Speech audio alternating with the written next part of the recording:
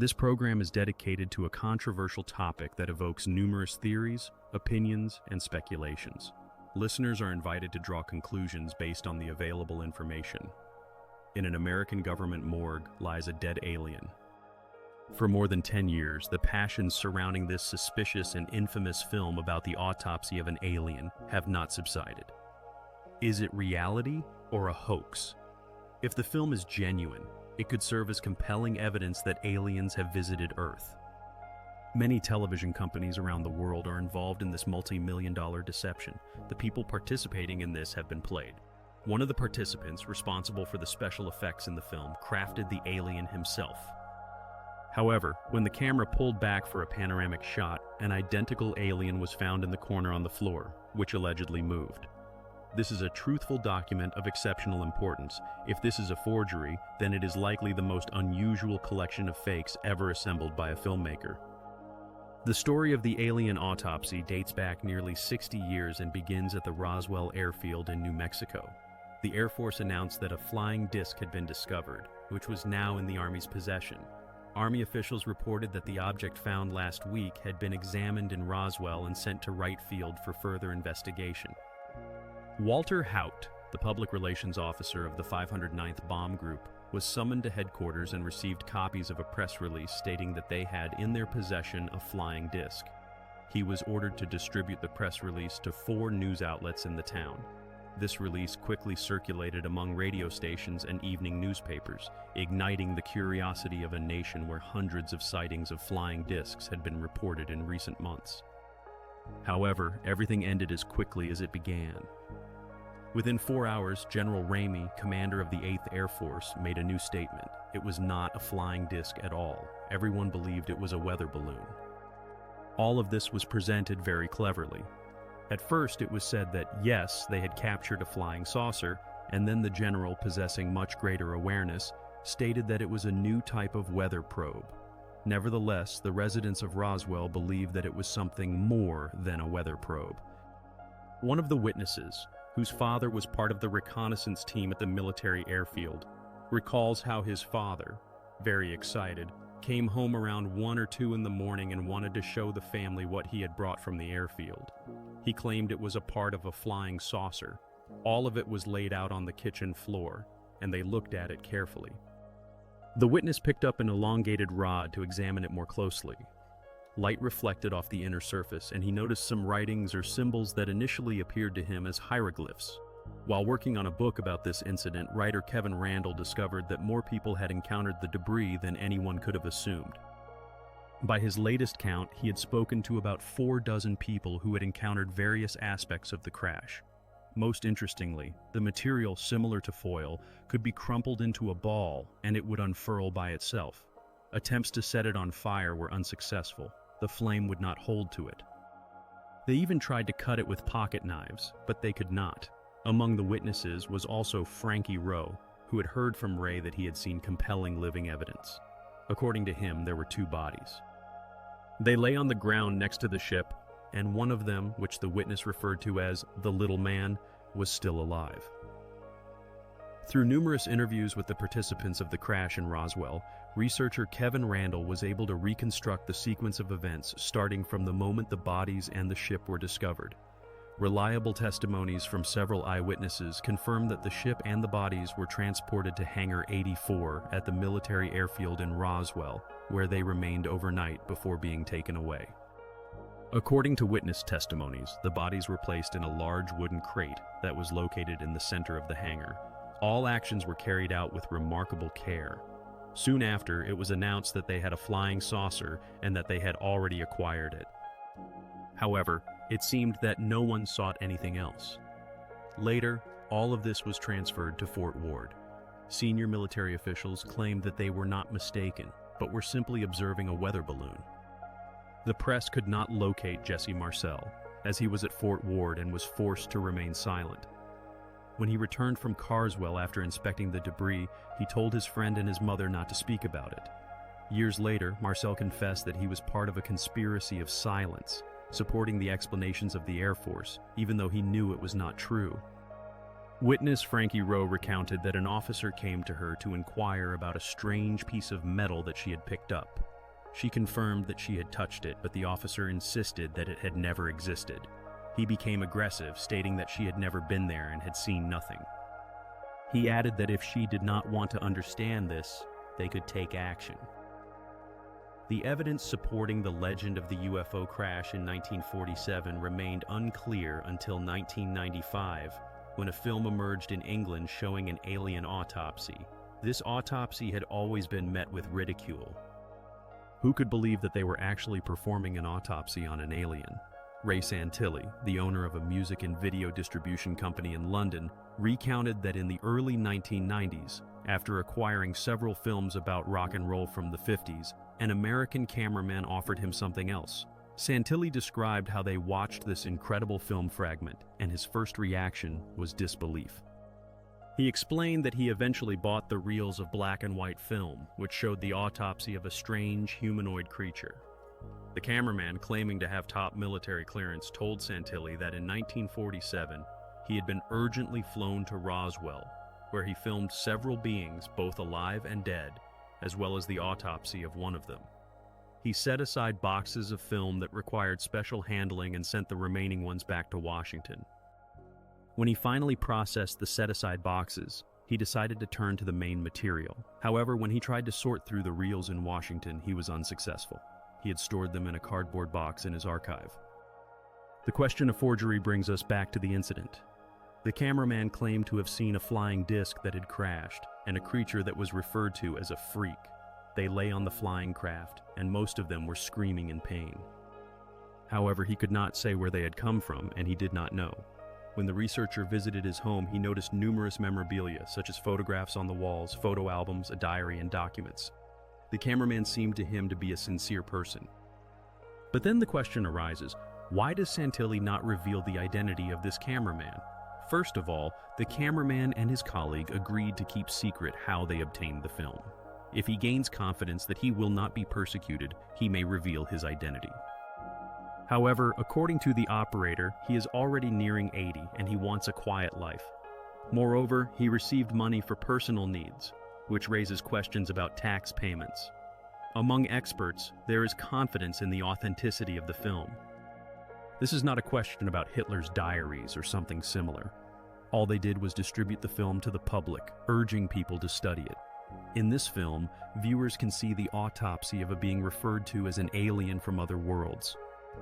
Even being silent, this 17-minute film is as dramatic as any Hollywood science fiction thriller, and perhaps it is not merely a fantasy of the filmmaker. It appears to be reality. A strange body appears on the screen, untouched except for an ugly wound on the right thigh. Two mysterious doctors in special protective suits examine its peculiar features, while a third observes from behind a glass partition. The question arises, is this really a strictly classified military autopsy of an alien in 1947? As in any investigation, it is necessary to listen to witnesses, consider the evidence, and present it to experts. One of the witnesses recalls that his father said the beings resembled small children. They had heads that were too large in comparison to their bodies, and their skin had a pinkish, grayish hue. Although the exact skin color cannot be determined, this description seems fitting. A nurse who allegedly attended the autopsy described a being similar to the one being dissected, with a large head and black eyes. However, according to the witness, she spoke more about 4 fingers than about 6, which creates some inconsistency. Frankie Rowe shares memories of how her father discovered 3 still living beings at the crash site. He said there was no need to be afraid, as they did not come to harm people. He genuinely felt bad that no one could help them. She feels sorry for these beings, whoever they may be.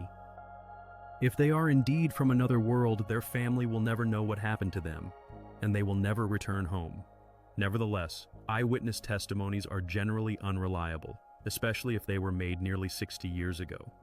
What else needs to be verified to determine whether this is a historical document or a clever forgery? Researchers carefully examined several items in the room to determine whether they existed in 1947. The wall clock, a standard electric model, was undoubtedly manufactured in the 40s of the 20th century. The siphon with a heavy tube and twisted cord also turned out to be a standard model released in 1937. Although all these items could have been purchased later, their presence corresponds to that time, which draws attention to the film. Could the film be dated? Ray Santelli sent it to Larry Gate, who had worked for 16 years in the production department of Kodak. To distinguish the age of the film, Eastman Kodak applies a date mark to it using a geometric code. The symbols on the edge, squares and triangles, were used by Eastman Kodak in Rochester, New York to denote the years of production: 1927, 1947, or 1967. This means that the film could belong to the 1947 release series. As for the way it was shot, a close look at the film can say a lot about its authenticity. There are many reasons to believe that this film was indeed shot in the late 40s to early 50s of the 20th century. Paolo Kirchei-Usi, senior curator of film at Broadchester, New York, notes that he is often asked if it is easy to counterfeit film. He replies that no, it is not that simple. Counterfeiting film would require significant technical skills. Otherwise, the efforts would be in vain. Alan Davio, one of the most decorated Hollywood cinematographers, expresses doubt. "I must say that I think what we have seen here is not true." He was the cinematographer for films such as Baxter, Empire of the Sun, and Kong. However, Davio does not trust the film, as it constantly goes out of focus, as if trying to hide something unreal. Listening to him, one can notice that the cinematographer does not show any intention to focus, which raises doubts about the quality of the shooting. The loss of focus aligns with the equipment that was used at that time. Roderick Ryan, an experienced combat cinematographer of the naval forces, knows how filming was conducted for armies in the 40s of the 20th century. He filmed the most secret government projects, including the atomic bomb tests at Bikini Atoll. At that time, the military primarily used cameras of the Filmo brand manufactured by Bell and Howell. These cameras did not have through-the-lens focusing, which complicated the shooting process. If the hoax were maintained, it could indicate the presence of modern equipment, which would have been impossible for 1947. Deviol also doubts the quality of the filming, noting that the operator is clearly unable to capture clearer shots. In particular, he points to one moment when the operator is sawing through a skull, but at the same time he is positioned in such a way that he cannot see what is happening. He does not attempt to maneuver around the doctor to get a better view, but merely tries not to interfere with the surgeon. The operator, dressed in the same gear as the surgeons, is limited in movement. He used a standard handheld camera of that time and did not have access to more modern equipment, which could explain the quality of the filming. The role of the operator in the Army was to document events, and he was not required to make perfect shots. Daviol believes that the operator's work is quite satisfactory for documenting events, although he does not believe that what he sees is real. Every fake he encountered almost immediately evoked a sense of forgery. He wonders, why would anyone invest such money and effort into creating such a film? It makes no sense. So what is it? A real autopsy of an alien, or is it a dummy?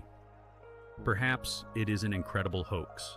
To find out, the film was shown to two leading forensic pathologists in the world.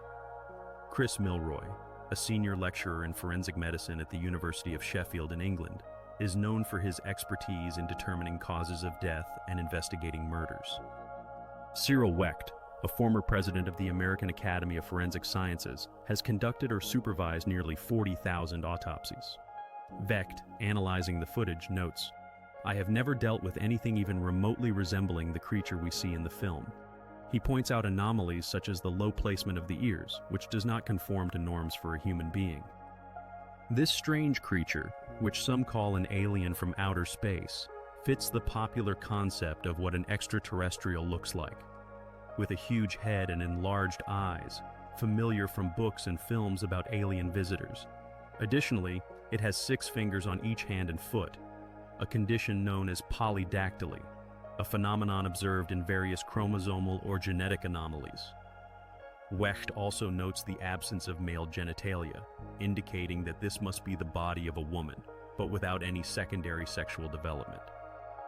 He suggests that this could be a woman with Turner syndrome, a chromosomal anomaly that affects 1 in 5,000 births. Its victims who lack female chromosomes do not develop sexually. Some of them reach the age of sexual maturity, But in 99% of individuals with such an anomaly, the abortion occurs spontaneously. In other words, they simply do not get born. This leads to the thought of the likelihood of a very rare manifestation of Turner syndrome in a teenager. Turner syndrome is a condition in which a child could survive and develop in childhood. However, Turner syndrome is not the only defect. There are also cases with 6 fingers on hands and feet, as well as enlarged eyes. Can such diverse anomalies manifest in the same person? The specialist expresses his viewpoint. I would not be surprised if I found someone with such types of anomalies. I would say it is a great rarity, but I would not be surprised if someone said it is described somewhere in the medical literature. The puzzle is not only the studied body, but also the researchers. Authoritative educators such as Vecht and Milroy have trained hundreds of doctors. They know how a proper autopsy is conducted, unlike how amateurs or actors do it. These pathologists, anatomists, or surgeons have performed numerous autopsies. A presumed footage from 1947 appears on the screen. The items are unchanged, and we see what is characteristic of that time. For example, a hand saw for removing the skull cap in a low rectangular tray, which, as the specialist recalls, was used many years ago. Today, such items are not used. The main presumed actions correspond to what happens during an autopsy, but questions arise. If this is indeed an alien, why is it allotted only 2 hours? An autopsy of an alien body, of course, should have taken weeks, months, if not years. If this is an alien, then it reportedly died when its spacecraft crashed on Earth. Both doctors who spent so much time investigating doubt the cause of death. In a major high-speed crash, more extensive bodily injuries are usually observed. Here, however, the wounds look strange. Only one of them is large, on the right thigh, and resembles an injury that could be sustained from a rocket incident or hazardous work related to experiments in the field of radiation or fuel. A specialist poses the question, and a successful radiation experiment? That could explain why the doctors are dressed in protective suits. Radiation could be the cause of the creature's death and its bizarre deformation. Let us recall that Roswell, where the body was allegedly found, was located not far from the site of American nuclear tests. Maybe this is some unfortunate woman who suffered damage to her ovaries or cervix and received a dose of radiation. We should not rule out such a possibility. However, this does not explain what particularly interests the specialist: the pre-pectoral. This cannot explain why the creature grew extra fingers on its hands and feet, or disproportionately large eye sockets. If the pathologist cannot explain what caused the unique deformation of the creature, perhaps they will unravel the mystery when they begin the autopsy. Then we will find out what is inside the body. The specialist continues. I cannot attribute these structures to the contents of the abdominal cavity. The liver, if that was the liver, should have been higher on the right. He sees a mass that he cannot associate with any human body he has seen before. This structure should be the brain if this is a human being, but it does not resemble the brain I have seen. Or is it a brain filled with neoplasms, irradiated, a traumatized brain, hemorrhagic? Outside the body, what is on the tray does not seem to resemble a human brain. It looks too colorless and shapeless. A witness who observed the autopsy shares his impressions. I must say, as difficult as it is for me to talk about this, what I see here cannot be a human being. I would prefer to say that at this moment it is a humanoid. I am not saying it is from another planet. From which planet? I do not know.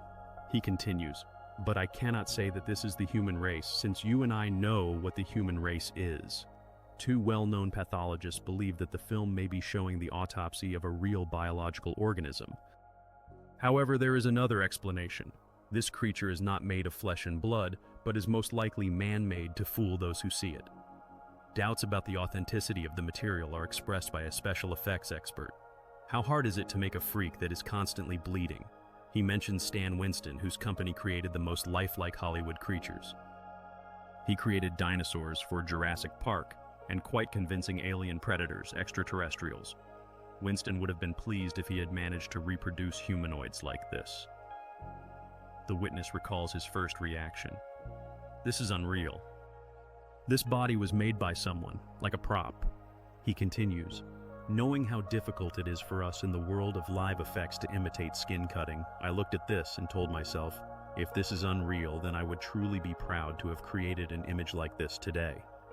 Discussing the details, he notes, the quality of the organic material, the legs and the seams looks very good. Look how evenly the blood is on the inner surface, how much has dripped down, where inside everything is evenly wet. But I think we will never be able to create something like this. He adds, this is freaking incredible, if that is my opinion. If we had done this, I would be proud of it.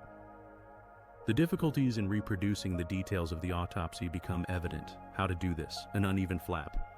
And how to do this on the skull, to cast the skull inside the skin. And what about the humidity? It doesn't look like there is a void there. And what about bleeding? Humidity? It's not visible that anything is flowing from the tubes, there is no visible dripping blood, it's still evenly wet. He questions the materials. What materials exist that would copy skin like this? And he answers himself. Mostly specially designed silicones that we use today. That's exactly what I said. In 1947, they didn't have that. He emphasizes, now having access to these technologies, one can make great monsters for Hollywood movies. Discussing the cost, he remarks, if something like this were made today, it would cost many, many thousands of dollars. Even if it wasn't made during that period, just to do it properly would be very expensive. He expresses admiration for the creators. I take my hat off to the people who created this.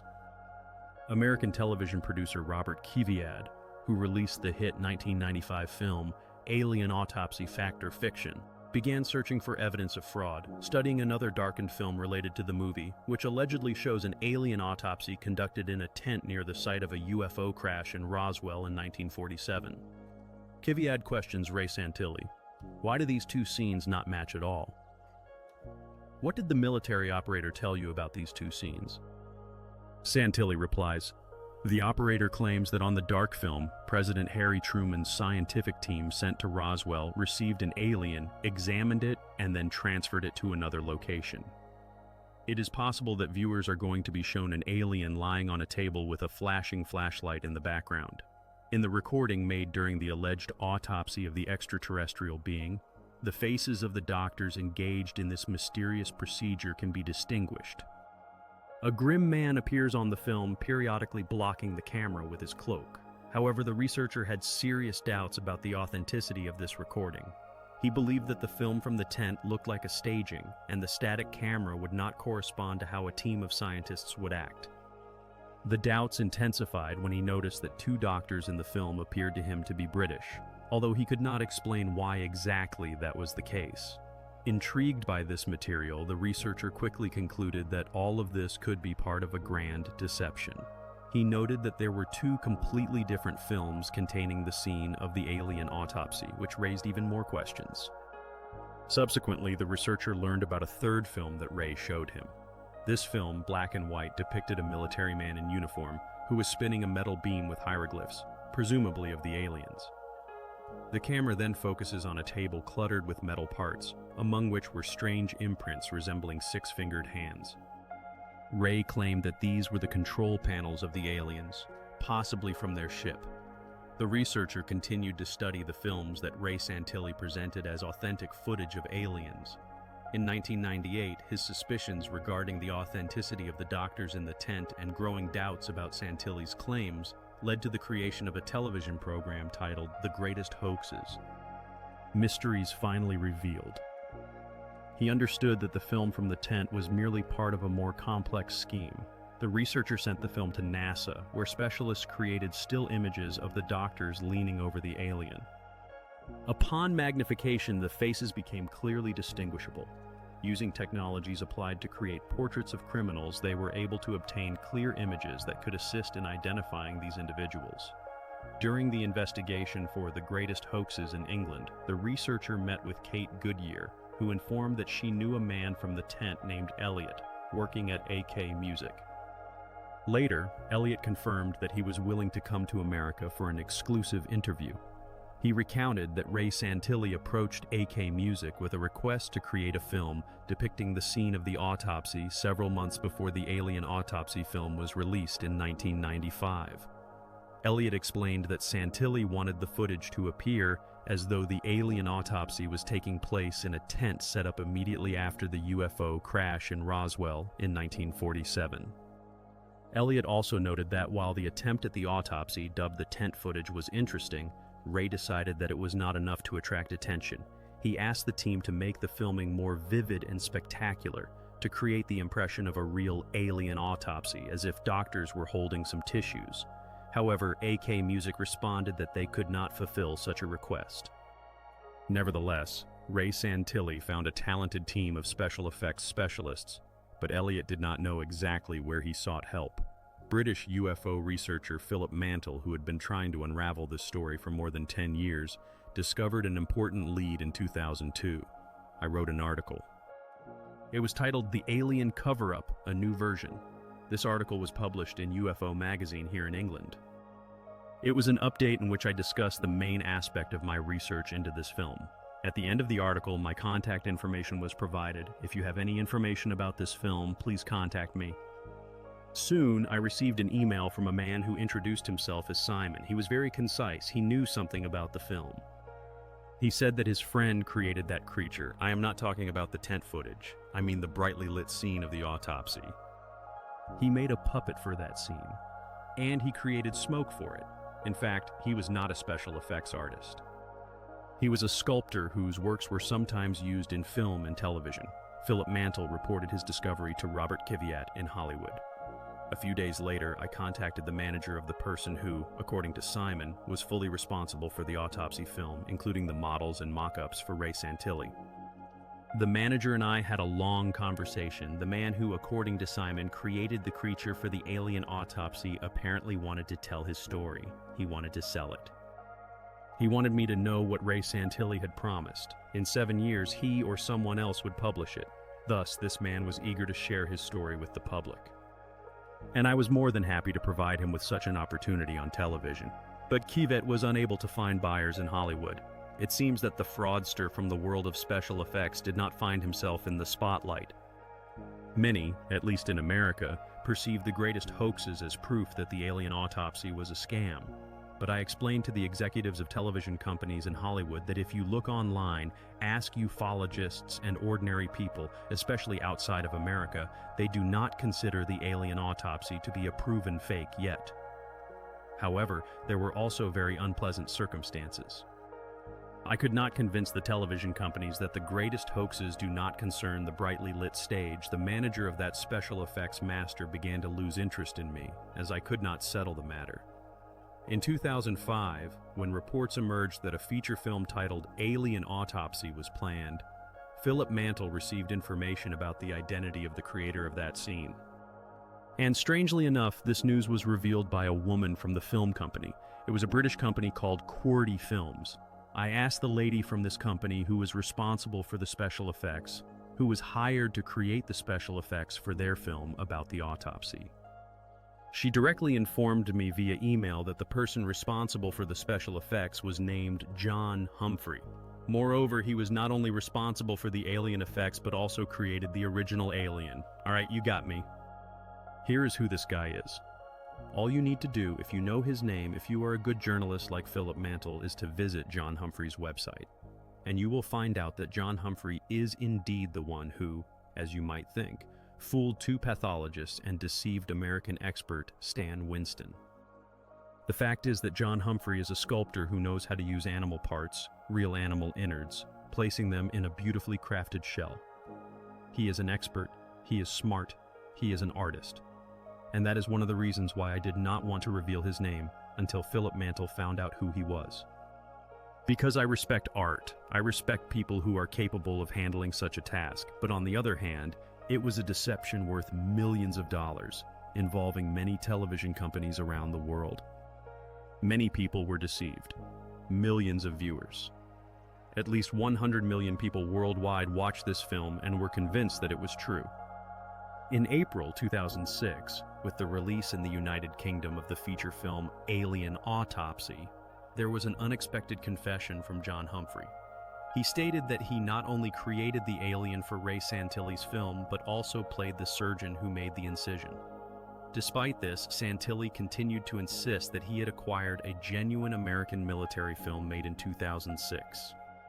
Santilli claimed in an interview with the English newspaper Sunday Times that Humphrey merely reproduced the authentic footage of the incident in Roswell, which had been severely damaged when it was retrieved after 10 years of storage.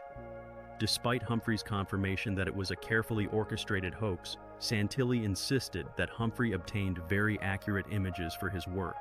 However, before the revelation of the footage of the so-called genuine autopsy, Santilli's latest statement seemed no more credible than any part of his constantly changing story. Even after the apparent exposure of the alien autopsy mystery, millions of people continued to believe in the existence of UFOs and that the American government was hiding something. Washington still denies this, maintaining the same position it held nearly 60 years ago during the Roswell incident. Ufologists like Stanton Friedman and others claim that the U.S. government is concealing the complete dossier on UFOs and evidence of the UFO crash in Roswell.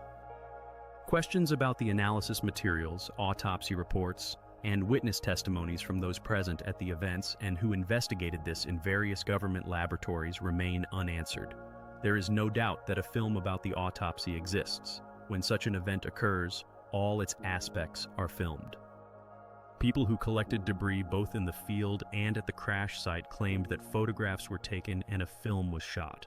All of this must be somewhere. The existence of the alien autopsy film released in 1995 titled Alien Autopsy, Fact or Fiction, possibly indicates the presence of another authentic film about aliens. Dr. Michael Maloney, a fellow of the Royal Photographic Society, recalls an astonishing event he witnessed many years ago when, as a photojournalist, he visited the Walt Disney Studio. He confirms that he filmed a real alien. On the 28th of March 1978, I was invited to lunch with the executives of the Disney company. A car came to pick me up and took me to a house in Los Angeles. I sat in the living room. It was an ordinary house. They turned on a projector and started showing a film that I now know as Alien Autopsy. At that time, I did not know that. I was mesmerized, he recalls. According to him, he found himself among people in white coats, in a clinical setting with a long table resembling an old-fashioned operating room. He remembers an old-fashioned telephone with a spiral cord on the wall.